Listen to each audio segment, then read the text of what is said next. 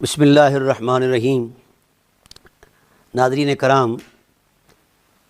مجھے ابھی چند لمحات پہلے ایک کلپ موصول ہوا ہے جس میں ایک موصوف مولانا ڈاکٹر مفسر کنز الدلائل وغیرہ وغیرہ پتہ نہیں کیا کیا مختار حیدری صاحب ہیں، کوئی وہ کسی ادارے کے سربراہ بھی ہیں یہاں لاہور کے۔ تو اس کلپ میں انہوں نے بڑے جوشیلے انداز میں جنگلی درندوں کی طرح گلا پھاڑ پھاڑ کر ایک بات بیان کی ہے کہ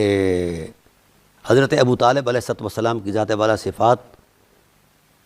کافر مرے ہیں اور ان کا خاتمہ کفر پر ہوا ہے اور وہ کفر کی سزا بھگت رہے ہیں۔ اور اس پر انہوں نے دلیل یہ دی ہے کہ مولا کائنات علیہ السلام کی ذات والا صفات نے جا کر رسول دو عالم صلی اللہ علیہ وسلم سے گزارش کی کہ یا رسول اللہ ان امّا کا شیخ الدال قد ماتا، ان امّا کا شیخ الکافر قد ماتا وغیرہ وغیرہ۔ تو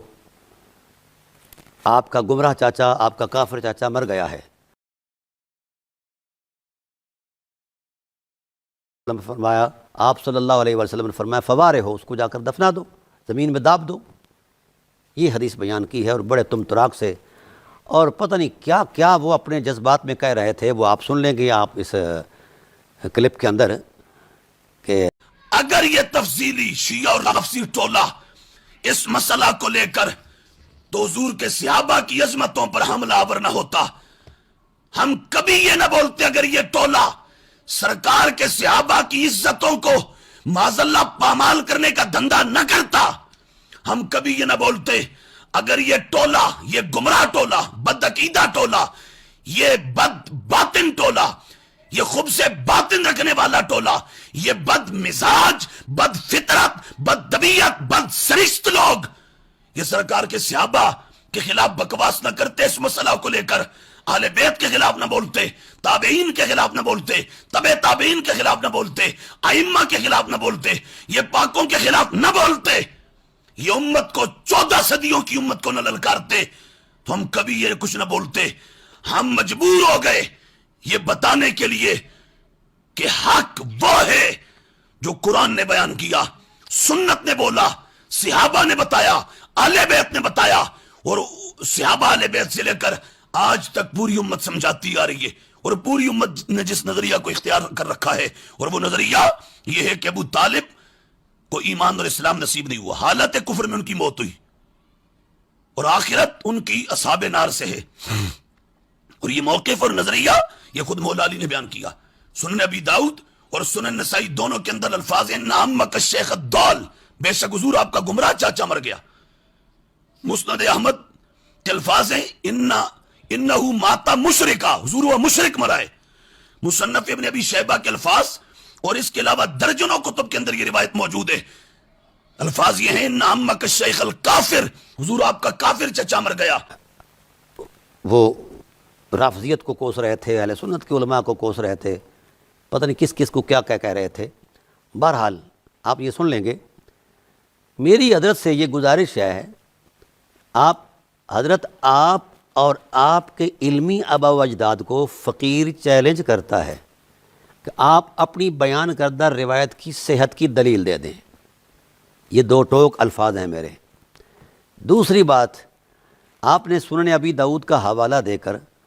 حدیث کی روح کو زخمی کیا ہے۔ اسی حدیث کی شرح میں علامہ عینی نے شرح جو لکھی ہے ساری سنن ابی داؤد کی، علامہ بدر الدین عینی رحمۃ اللہ تعالی علیہ نے اس حدیث کو نقل کر کے کھلے لفظوں میں لکھا ہے حدیث علی ھذا من طرق باطل، یہ حدیث تمام ترک سے باطل اور جھوٹی ہے۔ پھر ایک اور تصدیق پیش کرتا ہوں، ہدایہ جو بڑی معتبر کتاب ہمارے مدارس میں پڑھائی جاتی ہے، اس کے اندر بھی یہ حدیث موجود ہے کتاب الجنائز کے اندر، کہ جب مسئلہ درپیش آیا کہ کافر کا دفن کفن کیسے ہو، تو صاحب ہدایہ نے لکھا کہ جناب والا جس طرح دبایا جاتا ہے کسی چیز کو، اس طرح دبا دیا ہے، جس طرح علی نے اپنے باپ کو دبایا تھا، یہ حوالہ دیا۔ تو صاحب ہدایہ کے اوپر ان کی جو پیش کردہ احادیث تھیں ان پر جو کسی زمانے میں اعتراض ہوا کہ احادیث جو ہیں ان کی کمزور ہیں، تو ان کی صحت کے لیے ایک کتاب لکھی گئی نصب الرایہ فی تخریج احادیث الہدایہ، حدیث ہدایہ کی جو تخریج ہے اس نصب الرایہ کے اندر وہ جمع کر دی گئی، بڑی ساری کتاب ہے۔ اسی حدیث کے ضمن میں صاحب نصب الرایہ امام زیلعی رحمۃ اللہ تعالی علیہ فرماتے ہیں کہ حدیث والی ھذا من طرق باطل، یہ حدیث ویسے ہی باطل ہے۔ تو ڈاکٹر صاحب آپ کو خدا کا خوف ہی نہیں آیا؟ آپ خود کو ڈاکٹر بھی کہتے ہو، محقق بھی کہتے ہو، پیر بھی کہتے ہو، پتہ نہیں کیا کیا بلا ہو، تو آپ اگر واقعاتاً اپنے ٹائٹل کے مطابق آپ کا علمی حجم ہے تو آپ کو یہ اس حدیث کے خد و خال کا اندازہ ہونا چاہیے تھا، آپ کو پتہ ہونا چاہیے کہ یہ حدیث باطل ہے۔ اور اگر آپ نے باطل حدیث کو دلیل بنا کر سید بطحہ افضل البشر بعد الانبیاء حضرت ابو طالب علیہ السلام کی تکفیر کی ہے تو آپ پر توبہ واجب ہے، توبہ کریں، ورنہ آپ کی ایسی گت بٹھائے گا فقیر کہ آپ کی نسلیں یاد رکھے گی۔ اتنی بڑی حرمت کو پامال کیا ہے، اتنی بڑی حرمت کو پامال کیا ہے، وہ بھی ایک جھوٹی اور باطل حدیث سے۔ خدا کا خوف کرو، کچھ تحقیق کا لحاظ ہی ہوتا ہے۔ آپ نے آپ کو کس بے وقوف نے ڈاکٹر بنایا ہے؟ کس بے وقوف نے مفتی کہا ہے آپ کو؟ ایسے ہوتے ہیں مفتی، ایسے ہوتے ہیں ڈاکٹر کہ ایک جھوٹی اور باطل حدیث کو اتنی بڑی